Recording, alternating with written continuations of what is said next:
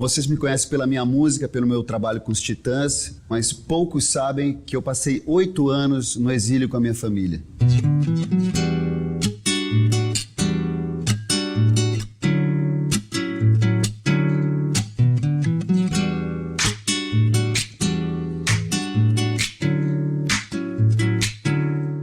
Rosisca Darcy de Oliveira é imortal da Academia Brasileira de Letras pela obra que construiu, pelos livros que escreveu e pelas lutas que encabeçou.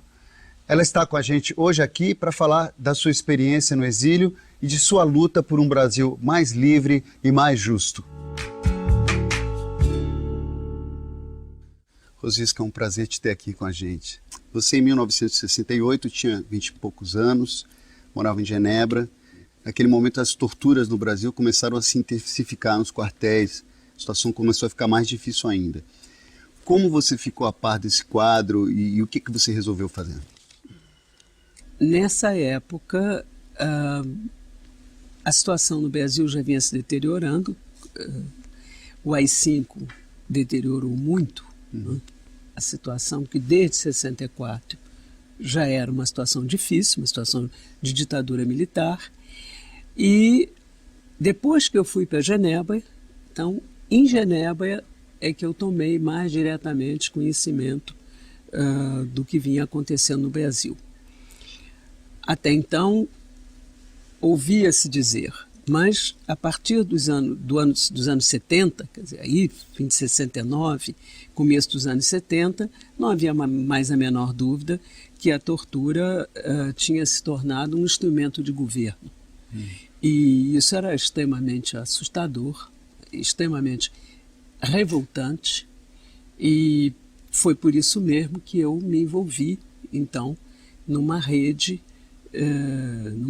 que buscou socorro junto a organizações internacionais importantes, como era a Cruz Vermelha, a Anistia Internacional, a Bertrand Russell Peace Foundation, enfim, apoio, socorro, para que uma pressão externa pudesse, pelo menos, diminuir essa prática, que era uma prática indigna, sórdida. Né? Foi assim que isso se formou. E você tem um episódio, não sei se estou correto ou não, mas o teu marido voltou ao Brasil, acho que por um período, e foi preso, detido. Meu marido era diplomata e ele foi chamado ao Brasil supostamente a serviço. E é claro que era uma armadilha. E chegando no Brasil, ele foi preso, passou uns dias desaparecido, e nesse período em que ele estava desaparecido, eu fui chamada à embaixada com o pretexto de que haveria uma carta dele para mim. E essa carta também não existia, claro, também era uma armadilha, e eu fui detida, então, na embaixada, e fui interrogada durante 12 horas por uma comissão que era composta de um coronel, um major e um diplomata. E a partir desse momento se configura o exílio propriamente dito. Como é que ficou a situação a partir daquele momento? Você era mulher de diplomata, ele detido aqui no Brasil, como a coisa se desenvolveu? Eu pedi asilo. Quer dizer, naquele momento configurou-se uma situação em que ele era um prisioneiro, claro, preso político, né? E eu não era mais nada, quer dizer, porque eu já não pertencia mais ao corpo diplomático, e eu pedi asilo na Suíça, o que me foi dado imediatamente, porque não havia mais a menor dúvida de que o Brasil tinha se tornado, de fato, uma ditadura, uma ditadura militar violenta, e que as pessoas estavam em risco. Então, a concessão do asilo na Suíça foi imediata. O que representou o exílio para você? Eu sei que a gente, às vezes, vive compulsoriamente fora do país, isso é uma coisa difícil, um fardo, mas também tem um outro lado que você aprende e se enriquece vivendo outra cultura. Como foi a tua vivência nesses países que você morou? O que você trouxe? Olha, o exílio, como você bem disse, é é uma privação de tudo, né? Você subitamente se encontra sem passaporte, sem trabalho, sem profissão, no meu caso, porque eu era jornalista, era advogada, enfim, duas profissões que não eram facilmente conversíveis, né? Numa outra língua, numa outra lei, num outro sistema jurídico. Então, há uma espécie de desnudamento da pessoa. A pessoa perde tudo aquilo, todos os referenciais, família, pátria, território, cheiros, a que você está acostumada do seu país, gostos, enfim, tudo isso desaparece e desaparece até quando? Você não sabe. Então, o primeiro movimento dos exilados, em geral, é de um grande desespero, um sentimento muito forte de perda. No meu caso, eu tive um instinto de sobrevivência muito grande. Meu marido estava na prisão, eu precisava ajudá-lo, precisava ajudar as outras pessoas que estavam no Brasil, então eu passei realmente a me defender, a defendê-los, e isso deu um sentido muito grande ao estar lá. Eu fui, desde o princípio, muito seduzida pela experiência da vida fora do Brasil, quer dizer, de uma outra cultura. E então eu comecei a viver, por um lado, a perda e, por outro lado, o ganho. Quer dizer, houve um equilíbrio grande dentro de mim. Uma outra língua, uma outra cultura, outras pessoas. Eu fui morar numa casa de estudantes, e nessa casa de estudantes estavam refugiados do mundo inteiro, havia gente de todo canto. Genebra é uma cidade extremamente cosmopolita, é uma cidade de sede de organizações internacionais, então tem gente do mundo todo. Pouco a pouco, esse mundo foi entrando em mim e foi me refrescando. E eu devo dizer também que o fato de viver numa democracia, viver num lugar onde havia direitos, onde seus direitos eram reconhecidos, tendo saído de uma ditadura militar, era um alívio muito grande. Isso tudo, obviamente, a saudade do Brasil. Eu sei que tem músicas que marcaram, músicas de compositores brasileiros, artistas brasileiros que marcaram a tua vida, não só a tua, mas de muitos brasileiros. Uma delas é a Tropicália do Caetano Veloso, que, se não me engano, é um disco lançado em 68, que tem um arranjo maravilhoso do Júlio Medalha, que eu vou arriscar tocar aqui uma palhinha no violão. Vamos lá. E se você me ajudar a cantar, vai ficar melhor ainda.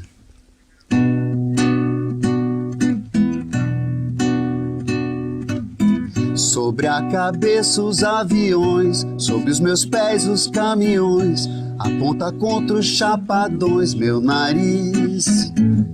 Eu organizo o movimento, eu oriento o carnaval, eu inauguro um monumento no Planalto Central do país. Viva a bossa, sassá, viva a palhoça, sassá, sassá. Viva a bossa, sassá, viva a palhoça, sassá, sassá. Você, viva a bossa, sassá, viva a palhoça, sassá, sassá. No pulso esquerdo, bang, bang, nas minhas veias corre muito pouco sangue, mas o meu coração balança um samba de tamborim. Imito acordes dissonantes Pelos 5.000 alto-falantes, senhoras e senhores, ele põe os olhos grandes sobre mim. Aí está. Bonito, maravilha. Saiu melhor que encomenda. Isso você não tinha me avisado. Ah, mas a ideia era essa. Essa é uma música belíssima, que realmente marcou um momento do Brasil, né? Eu acho que Tropicália é o fundo musical desse momento, desse tempo. Creio que nenhum exilado deixou de cantar isso nas rodas musicais que todos nós tivemos em todos os países em que estávamos. Nossas noites eram noites de violão. Isso é uma coisa que a canção brasileira é muito forte, sempre foi, e eu acho que servia de consolo um pouco para as pessoas. A música brasileira é o Brasil, né? A música brasileira, eu acho que os brasileiros têm a música dentro de si e essa não podia ser expropriada. Quer dizer, a memória, isso é que é importante. O exílio te expropria de tudo, mas não te expropria da memória.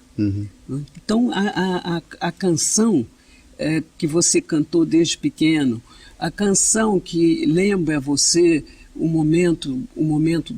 um determinado momento da sua sociedade, como era o caso do Tropicália, essas não podem ser expropriadas. Então, quando nós nos reuníamos e fazíamos, por exemplo, roda de violão, era um momento que ninguém podia nos roubar.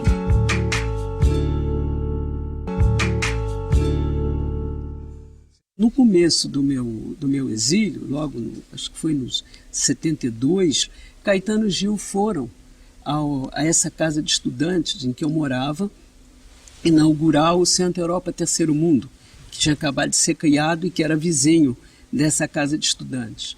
E fizeram lá uma noitada de música, foi em 70 isso. Fizeram um show. Foi um show inesquecível. Nesse show, o Caetano cantou pela primeira vez, antes de gravar, ele cantou pela primeira vez o Asa Branca. E ele cantou em homenagem ao Paulo Freire. É uma música de exílio. De exílio, exatamente. É uma música de exílio, do exílio nordestino. E o Paulo, sendo nordestino, foi muito bem escolhida essa música como homenagem a ele, né? E foi um momento extremamente emocionante. E Asa Branca é uma música que, para mim, em particular, tinha um sentido imenso, porque imagine você, foi a primeira música que eu cantei na minha vida. Eu gostava muito do Asa Branca. Então, quando Caetano tocou naquela maneira linda que ele tem de cantar o Asa Branca, né? Eu senti naquele momento que não havia exílio no mundo, não havia força militar no mundo que pudesse destruir a memória de uma criança, que era minha. O homem que era o Paulo Freire, respeitado no mundo todo. O artista genial que era o Caetano. Né? Esse encontro que se deu em um átimo, assim, em um momento eu percebi isso, naquele momento que o Caetano estava cantando, eu me dei conta de que nós não íamos perder. Que mais cedo ou mais tarde... Tudo voltava. Isso ia acabar. Essa versão do Caetano, ela é melancólica, né? E ela é mais um lamento. E a do Luiz Gonzaga tem um ritmo forte e um pouco desse sentimento de melancolia se perde. Mas vou tentar fazer um pouquinho aqui a la Caetano. Cantar né? sozinho. Vamos ver. Quando olhei a terra ardendo, qual fogueira de São João, eu perguntei, ai, a Deus do céu, ai, por que tamanha judiação? Eu perguntei, a Deus do céu, por que tamanha judiação?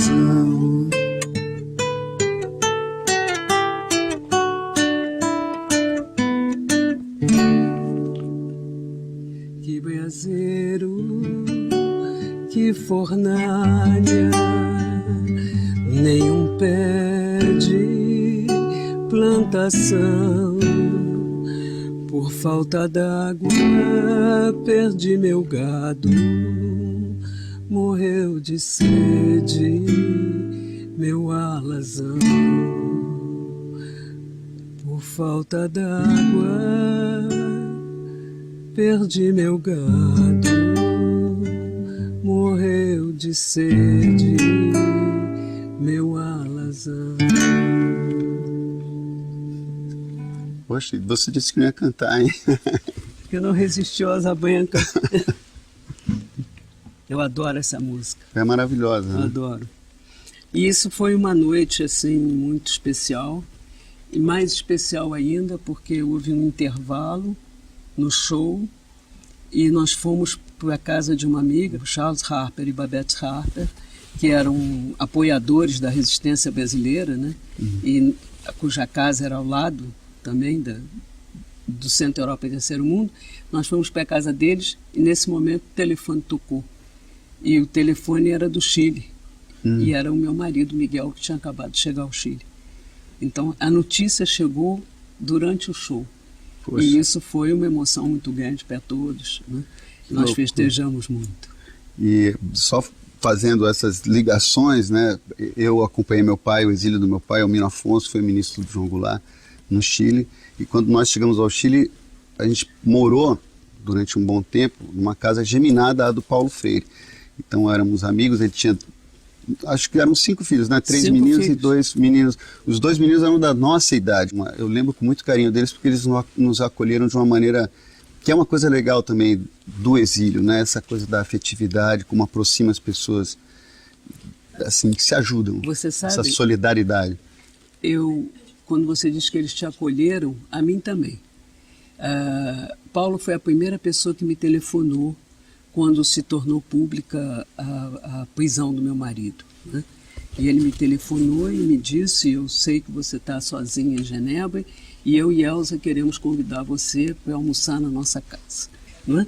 Ali eu passei a viver em volta dessa mesa e eles foram meus pais. E você passou a trabalhar também com Paulo Freire? Aí eu comecei a trabalhar com Paulo. E aí, mais do que um pai que ele foi para mim, ele se tornou um mestre.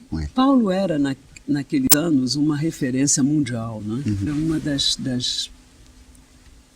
das tristezas em relação ao Brasil é que o Brasil exilava, maltratava, expulsava um educador que tinha uma acolhida mundial, uma escuta mundial, um prestígio imenso. E ele então me convidou para trabalhar com ele, a mim, ao Miguel, meu marido, para que nós montássemos um instituto. Montamos o Instituto de Ação Cultural, que existe até hoje, o IDAC, foi fundado lá em Genebra nessa época, para responder a toda a imensa demanda que vinha de todo canto, Estados Unidos, Europa, África, Ásia, demanda ao Paulo pelas ideias dele sobre a educação, interesse pelas ideias dele sobre a educação. Eu comecei, portanto, a trabalhar com ele, depois fomos juntos para a Universidade de Genebra. Enfim, durante 15 anos eu trabalhei com Paulo. Acabei de lançar agora um livro, O Baile de Máscaras, que é dedicado a ele e a mais 2 outros grandes brasileiros, a quem eu devo muito também, o Darcy Ribeiro e o Mário Pedrosa. Eles me ensinaram várias dimensões do Brasil. Mário Pedrosa, eu diria que me ensinou até mais do que o Brasil, me ensinou o mundo, me introduziu ao mundo das artes plásticas. Então, agora, quando fiz esse livro, que é um conjunto de crônicas e artigos e algumas pequenas histórias, basicamente sobre o Brasil contemporâneo, a minha maneira de olhar o Brasil contemporâneo é, sem dúvida nenhuma, tributária da herança que esses 3 homens deixaram em mim. Você está falando de grandes homens, grandes pensadores.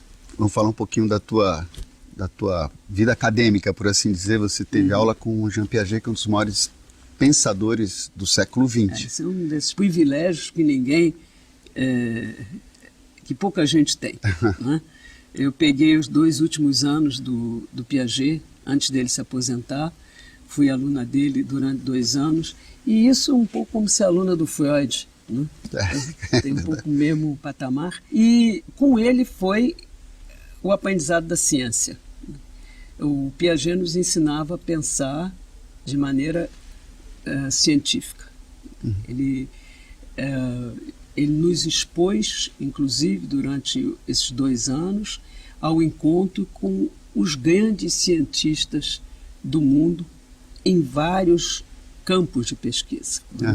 Eu acho que ali realmente eu dei uma guinada no meu caminho e me tornei realmente uma professora acadêmica, digamos assim. E você, nesses anos em Genebra, você se aproximou do movimento feminista, passou a ser enfim, participante, ativa. Me conta como se deu isso. Olha, eu cheguei à Universidade de Genebra pela educação, pela Faculdade de Educação, né? Mas, paralelamente a isso, eu estava vivendo, na minha vida pessoal, um encontro com o movimento feminista, né? O movimento feminista que eu praticamente fundei em Genebra com um grupo de amigas suíças. Nós éramos herdeiras de 68, né, de maio de 68. Havia uma grande efervescência na sociedade europeia daqueles anos. Tudo estava posto em questão, tudo mudava, tudo era possível, né? E eu comecei a perceber progressivamente que o movimento de mulheres, o movimento feminista, era um grande campo educativo.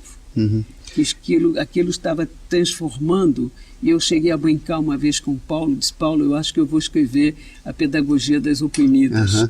Né? E é curioso porque... Plagiando o seu livro.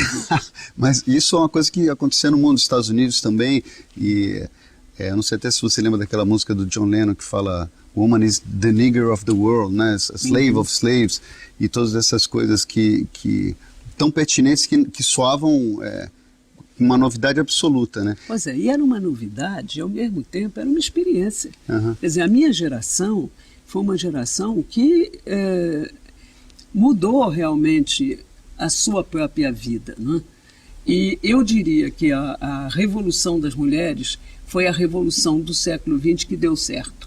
Essa deu certo e teve sucesso. Tanto que eu costumo dizer que às vezes quando eu fico um pouco melancólica, porque outras transformações que eu gostaria que eram as sonhadas na minha juventude e que eu gostaria de ter visto acontecer, né?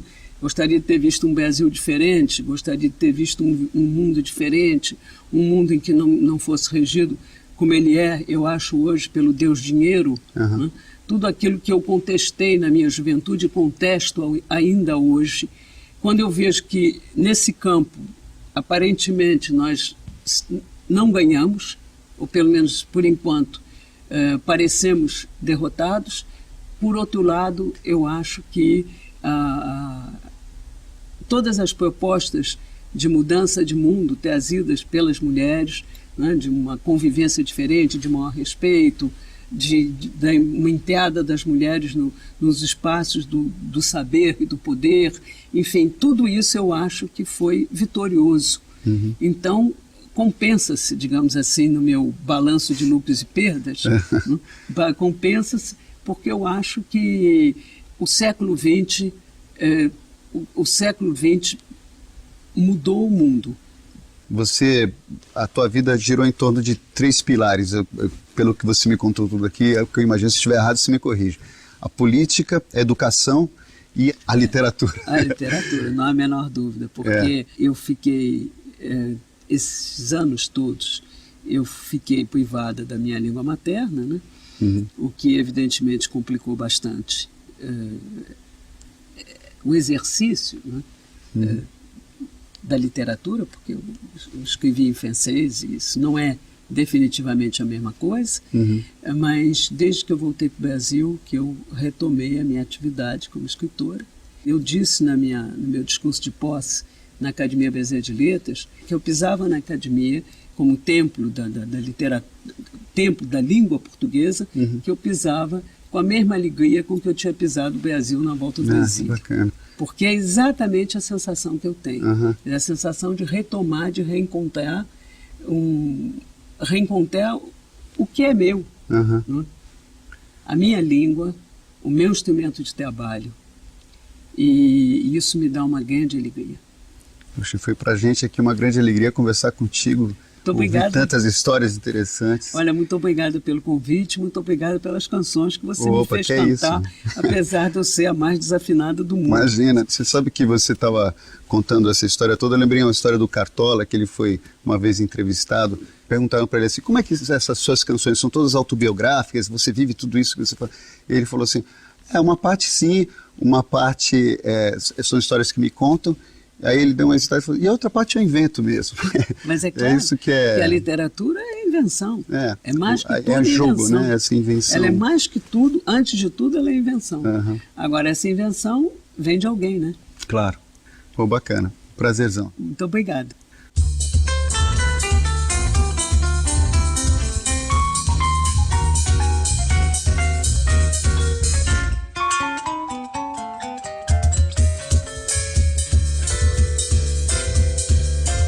Quando olhei a terra ardendo, qual fogueira de São João, eu perguntei, ai, a Deus do céu, ai, por que tamanha judiação?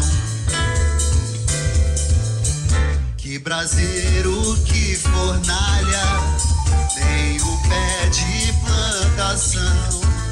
Por falta d'água, pedi meu gado, morreu de sede, meu alazão. E até mesmo asa branca bateu asas do sertão. Então eu disse adeus, Rosinha, guarda contigo meu coração. Hoje longe, muitas léguas, uma triste solidão. Espero a chuva cair de novo pra me voltar pro meu sertão.